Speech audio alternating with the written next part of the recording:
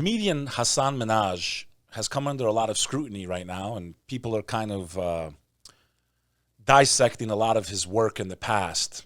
Some of it are considered extremely harmful, what has surfaced over the last few days. As reported in many news outlets, the comedian Hasan Minhaj admits he made up some of his material. How do Washington comics react? In his 2022 Netflix special, Hasan Minhaj, the King's Jester, tells the story of his brother Eric, the comedian who was an Indian and a Muslim American, says a muscle-bound white guy showed up to his childhood mosque one day and insinuated himself with the community. The brother Eric had a hidden motive, get young Muslim kids to admit to being terrorism curious and then setting them up so they can get arrested and blah, blah, blah. He's did a lot of this stuff in the past. For those of you that don't know who he is, you might have seen his face around a lot. He got into the industry as one of the writers for the legendary show with Jon Stewart, The Daily Show, and he was one of the writers for that show. He then did a lot of other work and even was at the Correspondents' Dinner at the White House. Why people are having a problem with this guy is that they feel like he may have inspired people to believe that the government tries to set people up that are not dangerous or a threat, and it can be very harmful because where is the line between comedy and reality? Now, some would argue that storytelling is okay and making up stories for comedy is 100% the norm, but not if your intent was really to make people feel like these things happened, which could be harmful between the relationship of the citizens of this country and their government. It could increase doubt. Now, do I think some of this stuff definitely happened after 9/11? Absolutely. The difference is I wouldn't use it as a way to joke around. I would just have serious conversations about it. And maybe that's the mistake he made, making up these stories like they were real to try to teach a moral lesson, which is what a lot of comics do.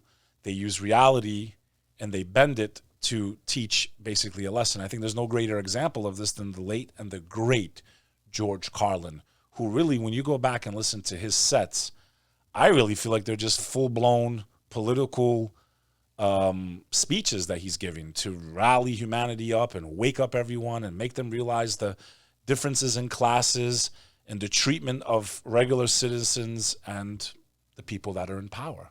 Go back and listen to the late, great George Carlin. I don't agree with everything he believed in either, but the question is, was the motive an ill intent on the behalf of Hasan Minhaj? Today we look at a little clip from CBS News, and they were talking about it. His personal stand-up, he told these things that weren't really jokes. It was kind of storytelling, and it turns out that he made a lot of it up and said, he kept on using the phrase with me, there was an emotional truth to it. Yes. So, and I think what he means by that is, he's right. People after 9/11 who are Muslim did feel a sense of danger, but again, like, things didn't happen to him, and his rationale is, well, they happened to people, and I'm just sort of bringing those stories to the fore. Mm-hmm. I mean, at the end of the day, again, if his intent was to be for the purposes of making people angry or upset about something that may or may not have happened, then that's not cool.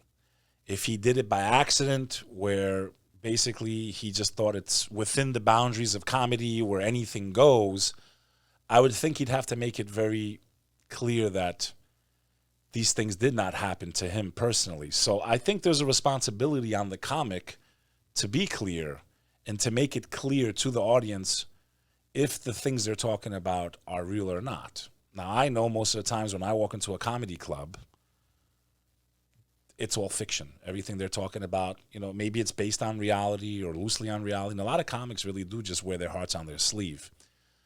But people seem to be upset because he is kind of in between a comic and a news personality, and people felt like he was more on the news side and more on the information side than he was on the comedy side of this, and that's where it was harmful. At the end of the day, I really haven't seen any of these skits. I'd have to go back and watch them, so I'm not qualified to call this as it is.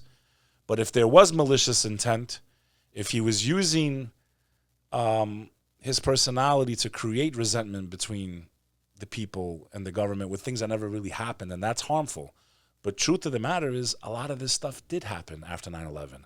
I know people who were interrogated and asked questions, you know, people that were involved in certain mosques. They came in, and overnight, every Muslim on earth kind of felt like they were a suspect for a crime they didn't commit nor condone nor want to be a part of. So some of it is kind of true. I don't know. I don't think this is as clear cut as people think it is, but I would hope he would grow from this and take it as a warning. Make sure when you're making satire, when you're making a joke, make sure that people realize it's either A, it did happen, or B, it didn't happen, and maybe you can avoid some of these headaches that he's, under the gun now for.